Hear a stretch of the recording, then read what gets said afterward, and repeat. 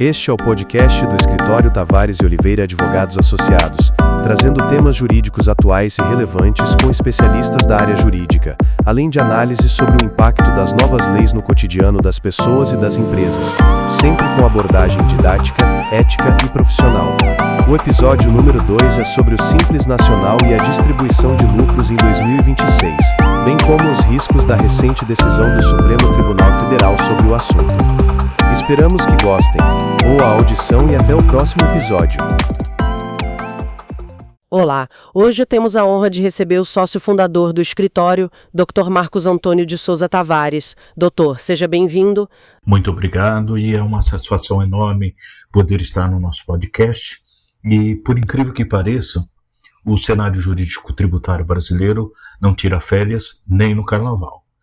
Existe um tema que está, de fato, tirando o sono de muitos contadores e empresários, que é a nova tributação dos lucros e dividendos, especialmente para as empresas enquadradas no Simples Nacional. Exatamente, doutor. E o tema hoje é urgente. Vamos falar sobre a liminar do ministro Nunes Marques, do Supremo Tribunal Federal, que prorrogou os prazos da polêmica Lei 15.270. Doutor, para quem não está muito a par da situação, qual era a obrigação sobre a distribuição de lucros, que foi adiada de 31 de dezembro do ano passado para 31 de janeiro deste ano? Pois é, só para que possamos entender de forma clara, a Lei 15.270 de 2025 trouxe mudanças muito importantes para o imposto de renda. Uma das regras mais criticadas foi aquela que exigiu que a distribuição dos lucros apurados em 2025 fosse aprovada até o último dia do ano passado, portanto, até 31 de dezembro, para que fosse garantida a isenção. O problema, como discutimos muito com os nossos clientes e com os nossos colegas aqui no escritório, é que isso seria operacionalmente impossível para a maioria das empresas. Impossível por causa do fechamento dos balanços, certo? Exatamente. A lei das SAs e o próprio Código Civil prevêem que você primeiro encerra o exercício, apura o resultado e só depois, nos meses seguintes, é que os sócios se reúnem e aprovam as contas e a destinação dos lucros. Exigir isso até 31/12 do ano passado seria atropelar o próprio rito societário das empresas. Foi por isso que a Confederação Nacional do Comércio, a CNC, e a Confederação Nacional das Indústrias, CNI, entraram com as ações diretas de inconstitucionalidade no Supremo Tribunal Federal.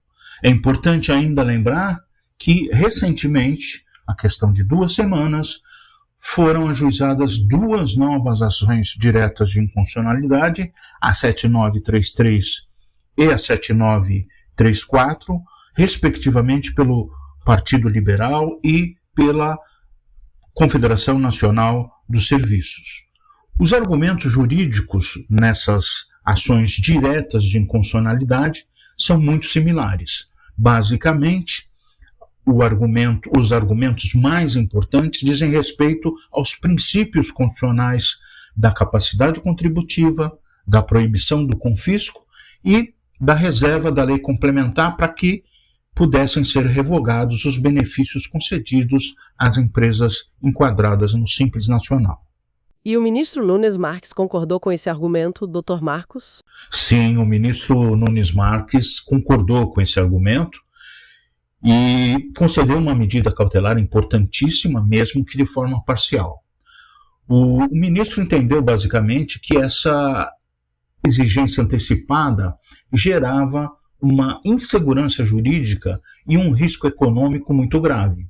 Imagine o aumento dos litígios, dos processos judiciais e o custo de conformidade para as empresas que tentassem adivinhar o resultado do fechamento do balanço em 31/12 de 2025. Com essa decisão, o prazo foi prorrogado até 31 de janeiro de 2026. Nesse sentido, nós podemos afirmar com segurança que as empresas que aproveitaram esse fôlego de um mês estão protegidas. Já aquelas que nada fizeram têm aí, de fato, um cenário de risco jurídico durante o ano de 2026. É uma vitória com certeza, Dr. Marcos. Mas, lendo o informativo que o escritório Tavares e Oliveira Advogados publicou, o senhor faz um alerta de que a questão do prazo é apenas a ponta do iceberg, certo? Tem algo mais grave no texto dessa lei? Com certeza. E esse é o ponto onde os nossos profissionais estão focados neste momento na assessoria jurídica aos nossos clientes. Existe uma ambiguidade perigosa na redação da Lei 15.270, que diz respeito à tributação dos lucros que superam R$50 mil por mês. Explique isso para o nosso ouvinte, por favor, Dr. Marcos. É sobre o excedente ou sobre o todo? Essa, de fato, é uma pergunta excelente. No direito tributário, geralmente nós tributamos o que excede a faixa de isenção. Mas há a interpretação de que a Lei 15.270 quer tributar todo o montante caso ele ultrapasse esse teto de R$50 mil. Ou seja, se você distribui 49 mil, é isento. Se, entretanto, distribui 51 mil, imposto incide sobre os R$51 mil integrais, e não apenas sobre os R$1.000 que ultrapassam a faixa de isenção. Isso pode ser entendido como um confisco indireto e algo que fere o princípio constitucional da proporcionalidade. E isso mudaria completamente o planejamento tributário de qualquer empresa, não é, Dr. Marcos? Completamente. E ainda existe o fator do Simples Nacional. Muitos empresários acreditam que, simplesmente por estarem enquadrados no Simples Nacional, estariam protegidos.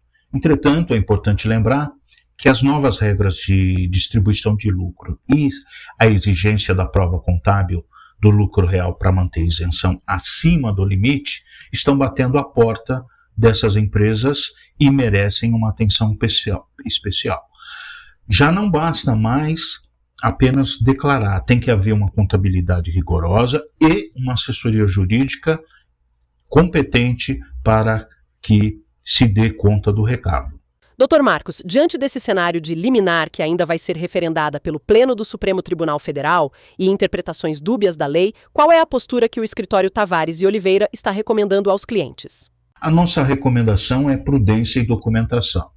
Primeiro, não se basear apenas na medida cautelar concedida pelo ministro Nunes Marques, porque o Pleno do STF, Supremo Tribunal Federal, tem até o dia 24, que é a terça-feira da próxima semana, para confirmar ou não a decisão do ministro Nunes Marques. Em segundo lugar, seria importante realizar uma auditoria preventiva nas contas de 2025 para garantir uma ata de aprovação de lucros impecável, seguindo tanto o Código Civil quanto a decisão do Supremo Tribunal Federal.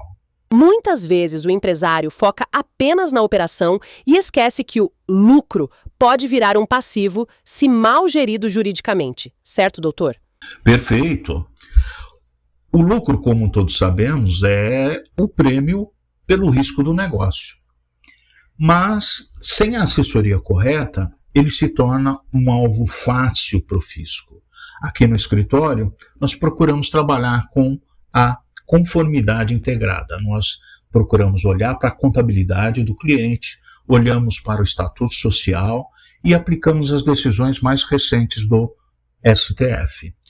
O objetivo é sempre proporcionar tranquilidade ao nosso cliente, com a menor carga tributária, desde que focada na ética, na legalidade e no profissionalismo. Doutor, infelizmente estamos chegando ao fim deste episódio sobre um assunto que poderia render horas e horas. Qual a mensagem final que o senhor tem para deixar aos nossos ouvintes, sejam eles amigos, clientes do escritório ou profissionais da área jurídica e contábil?